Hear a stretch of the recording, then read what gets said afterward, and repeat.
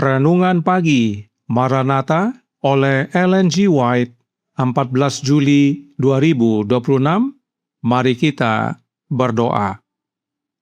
Bapa kami yang di sorga, Allah pencipta langit dan bumi, laut dan segala isinya, Allah yang maha besar, maha kuasa, sumber segalanya, yang kami sembah selalu melalui anak moyang tunggal, Yesus Kristus. Terpujilah Yesus, anak Allah yang maha tinggi, yang adalah fondasi yang kuat bagi kami. Pada pagi hari ini kami bersyukur boleh bangun dan berbakti, dan sebagaimana membaca dan mendengarkan nasihat firman-Mu, kiranya ini menjadi pertobatan bagi kami semua, agar kembali kepada pokok yang benar dan meninggalkan akar anakan. Beserta kami sepanjang perbaktian ini, kehendak-Mu yang jadi. Ampun kami akan dosa dan salah, karena kami berdoa hanya dalam nama anak Allah yang tunggal, Yesus Kristus, yang adalah Tuhan dan Juru Selamat kami. Amin. Renungan pagi hari ini akan dibacakan oleh Saudara Jansen Siregar. Kepada Saudara Jansen, kami persilahkan. Baik, selamat pagi. Renungan pagi tanggal 14 Juli tahun 2026 berjudul Gereja Tampak Akan Jatuh. Ayat intinya terdapat di dalam Yesaya 49 ayat 14 dan 15. Bunyinya demikian. Sion berkata, Tuhan telah meninggalkan aku dan Tuhanku telah melupakan aku. Dapatkah seorang perempuan melupakan bayinya, sehingga ia tidak menyayangi anak dari kandungannya, sekalipun dia melupakannya? Aku tidak akan melupakan engkau. Setan akan melakukan mujizat-mujizatnya untuk menipu. Ia akan menegakkan kuasanya sebagai yang tertinggi.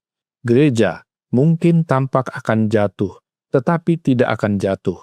Gereja tetap berdiri, sementara orang-orang berdosa di Sion akan diayak keluar. Sekam dipisahkan dari gandum yang berharga. Ini adalah ujian yang mengerikan, tetapi harus terjadi. Hanya mereka yang menang oleh darah anak domba dan oleh perkataan kesaksian mereka yang akan ditemukan bersama orang-orang yang setia dan benar, tanpa noda atau celah dosa, tanpa tipu dalam mulut mereka. Umat sisa yang menyucikan jiwa mereka dengan menaati kebenaran akan memperoleh kekuatan dari proses ujian itu, menampilkan keindahan kekudusan di tengah-tengah kemurtatan yang meluas. Aku tahu bahwa Tuhan mengasihi gerejanya. Gereja tidak akan dipecah belah atau hancur menjadi atom-atom yang berdiri sendiri. Tidak ada sedikit pun konsistensi dalam hal ini. Tidak ada sedikit pun bukti bahwa hal itu akan terjadi. Mereka yang mendengarkan pesan palsu ini dan berusaha mempengaruhi orang lain akan tertipu dan dipersiapkan untuk menerima penyesatan yang lebih lanjut, dan akhirnya akan sia-sia. Aku dikuatkan dan diberkati ketika menyadari bahwa Allah Israel masih menuntun umatnya, dan Ia akan terus menyertai mereka sampai kesudahannya. Kita tidak dapat meninggalkan dasar yang telah ditetapkan Allah sekarang. Kita tidak dapat memasuki organisasi baru sekarang, sebab hal itu berarti kemurtatan dari kebenaran. Gereja yang segera akan memasuki konflik paling berat akan menjadi objek yang paling dikasihi Allah di bumi. Persekutuan kejahatan akan digerakkan dengan kuasa dari bawah, dan setan akan menimpakan segala celah yang mungkin atas orang pilihan yang tidak dapat ia tipu dengan rekayasa dan kebohongan jahatnya. Tetapi Kristus yang ditinggikan menjadi pemimpin dan juru selamat, supaya Israel dapat bertobat dan menerima pengampunan dosa. Apakah ia akan menutup hatinya, atau menarik tangannya, atau mengingkari janjinya? Tidak, tidak pernah, tidak pernah. Demikianlah bacaan renungan pagi kita pada hari ini. Tuhan Yesus memberkati. Terima kasih atas penatalanan Saudara Jansen. Tuhan Yesus memberkati. Selamat pagi, saudaraku dalam Tuhan. Satu hal yang perlu dipahami dan diingat adalah sekam lebih banyak dari gandum. Itu sebabnya disebut umat sisa. Artinya, lebih banyak yang undur dan murtad daripada yang setia. Roh Nubuat berkata dalam Testimonies for the Church, volume 4, halaman 89, paragraf 2. Pengguncangan Allah meniup banyak orang seperti daun kering. Kemakmuran melipat gandakan banyak orang yang mengaku beriman. Kesulitan membuat mereka keluar dari gereja. Secara keseluruhan, roh mereka tidak teguh di hadapan Allah. Mereka keluar dari antara kita karena mereka bukan dari kita. Sebab ketika kesusahan atau penganiayaan timbul karena firman, banyak orang tersandung. Tentang orang-orang yang seperti daun kering ini, Roh Nubuat lanjutkan, masih dalam buku yang sama dan bab yang sama. Halaman 90 paragraf 1 berkata, penipuan diri telah merasuki mereka. Saat tenang, betapa teguhnya mereka. Betapa berani mereka sebagai pelaut. Tetapi ketika badai dahsyat cobaan dan godaan datang, lihatlah, jiwa mereka hancur. Manusia mungkin memiliki bakat yang luar biasa, kemampuan yang baik, kualifikasi yang cemerlang, tetapi satu kekurangan, satu dosa rahasia yang dibiarkan, akan membuktikan pada karakter seseorang apa yang dilakukan papan yang dimakan rayap pada kapal, bencana dan kehancuran total. Yang sedihnya, ada yang undur dan murtad hanya karena angin biasa. Artinya, rayap sudah menggerogoti mayoritas papan kapal, sehingga kapal tidak sanggup menghadapi angin meski hanya angin biasa. Dan rayap itu adalah dosa rahasia. Mereka yang dimakan rayap dari dalam, inilah yang membuat jemaat atau kelompok terlihat akan jatuh. Sebab yang keluar atau murtad dari iman ada banyak. Nah, ada satu pesan penting dari renungan pagi hari ini yang harus dipahami dengan benar. Maranatha halaman 203 paragraf 5 berkata, kita tidak dapat meninggalkan dasar yang telah ditetapkan Allah sekarang. Kita tidak dapat memasuki organisasi baru sekarang, sebab hal itu berarti kemurtadan dari kebenaran. Sumber asli kutipan ini adalah manuskrip 129 tahun 1905 paragraf 6.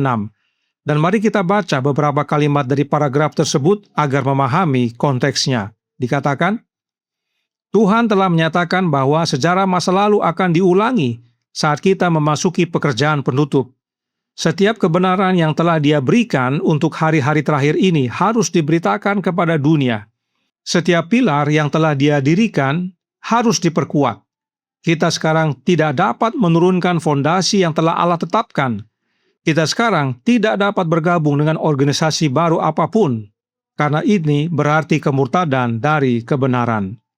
Nasihat ini diberikan kepada pekerja misionaris medis. Mengapa kepada misionaris medis? Dan pilar apa yang dimaksudkan? Kita baca surat berikut ini yang diterbitkan tahun 1903. Dalam paragraf 2 dikatakan, saya diperintahkan untuk mengatakan kepada mereka yang telah memikirkan teori-teori ilmiah dan spekulatif mengenai Allah, akan jauh lebih baik bagi Anda untuk berusaha memahami kewajiban Anda di hadapan Allah daripada terlibat dalam spekulasi mengenai kepribadiannya. Dengan membiarkan pikiran Anda terarah pada spekulasi ilmiah semacam itu, Anda menempatkan diri Anda pada posisi di mana Anda akan semakin sedikit mengetahui tentang pencipta Anda. Kita semua tahu bahwa tahun 1902 terjadi 2 kebakaran besar di Battle Creek, yaitu percetakan dan rumah sakit. Dan itu karena ulah Dr. John Harvey Kellogg mengajarkan panteisme dengan menerbitkan buku The Living Temple. Itulah sebabnya di tahun 1903 banyak nasihatnya White mengenai panteisme, khususnya yang dicampur dengan Trinitas sebagaimana surat daripada A.G. Daniels kepada Willie White. Dan itu sebabnya di tahun 1905 Nyonya White menerbitkan buku Ministry of Healing untuk menangkal buku The Living Temple John Harvey Kellogg. Dan manuskrip 129 tersebut ditulis tahun 1905. Nah, masih dalam surat nomor 247 ini, Nyonya White menuliskan dalam paragraf 6, dikatakan, gereja sekarang terlibat dalam peperangan yang akan meningkat intensitasnya pada poin yang telah menyesatkan Anda. Tidak satu pun pilar iman kita yang boleh dipindahkan. Tidak satu pun kebenaran yang diwahyukan boleh digantikan oleh teori-teori baru dan khayalan. Jadi, pilar yang dimaksudkan Nyonya White dalam manuskrip 129 tahun 1905 adalah pilar iman, dan tidak satu pun dari pilar iman yang Allah telah tetapkan sejak berdirinya pergerakan Advent yang boleh dipindahkan. Semua tetap pada tempatnya dan bahkan harus dikuatkan. Tidak ada kebenaran yang Nyonya White terima melalui wahyu dan penglihatan boleh digantikan dengan teori baru dan hayalan. Saudaraku dalam Tuhan, secara organisasi, Gereja Masehi Advent Hari ke-7 mengakui bahwa Gereja Advent sejak berdiri sampai 50 tahun lebih adalah gereja non-Trinitas. Lebih dari 50 tahun, Gereja Advent tidak percaya Trinitas. Itu sebabnya pilar iman yang telah didirikan tidak ada tentang Trinitas.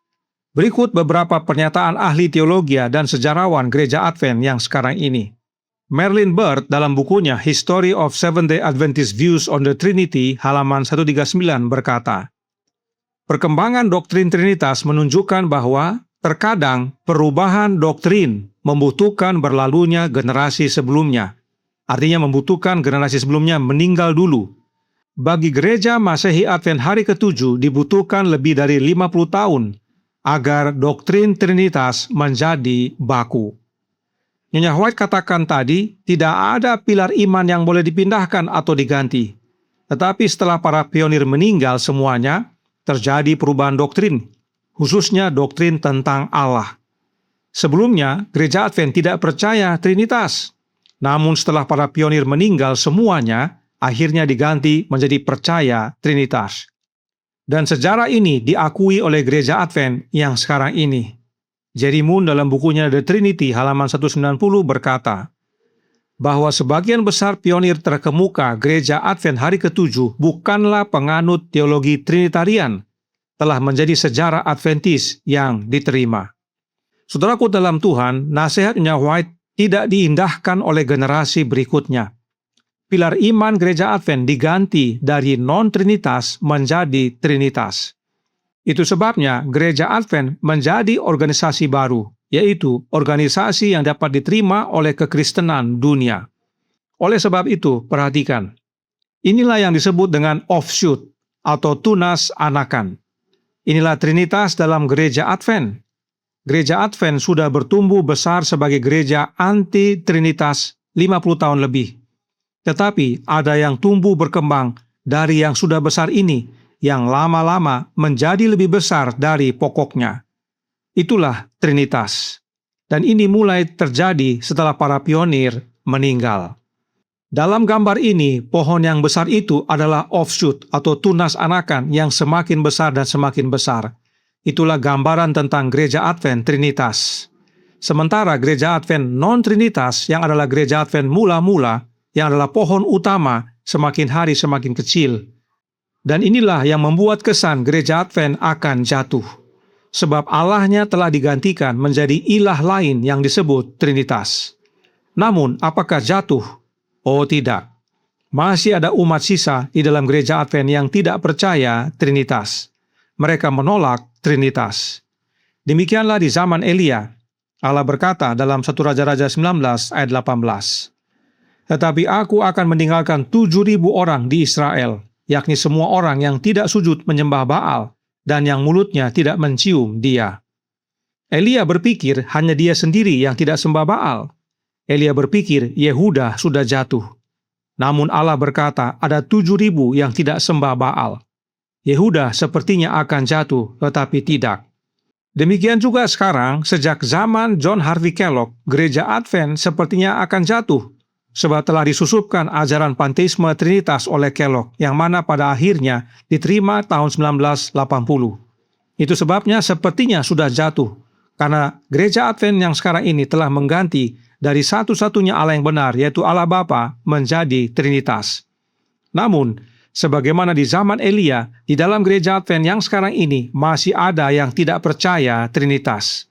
Mereka menolak sembah Baal Trinitas.